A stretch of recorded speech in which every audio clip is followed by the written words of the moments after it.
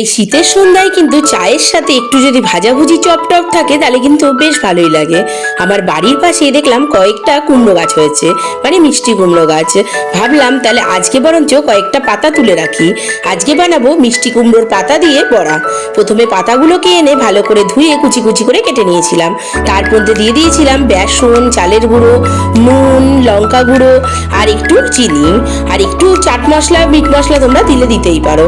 তারপরে ভালো করে হাতের সাহায্যে একটু মাখিয়ে নিয়ে পরিমাণ মতো একটু জল দিয়ে দিয়েছিলাম। এরপর ভালো করে হাতের সাহায্যে মাখিয়ে নিতে হবে। দেখতে হবে ব্যাটারটা যেন একদম পাতলাও না হয়, আবার খুব যেন শক্তও না হয়। পর কড়াইয়ের মধ্যে সাদা তেল গরম করে নিতে হবে। যখন তেলটা তেতে যাবে তখন এই কুমড়ো পাতার ব্যাটারটাকে বড়ার আকারের মতো করে দিয়ে ভালো করে এপিট ওপিট করে ভেজে নিতে হবে। এটা কিন্তু অবশ্যই একটু অল্প আঁচে ভাজবে, না হলে পুড়ে যাবে উপর থেকে, ভেতরে কিন্তু কাঁচাই থাকবে। এরপর গরম গরম ভাতে বা মুড়ির সাথে বা চায়ের সাথে যে কোনো কিছুতেই কিন্তু দারুণ লাগে।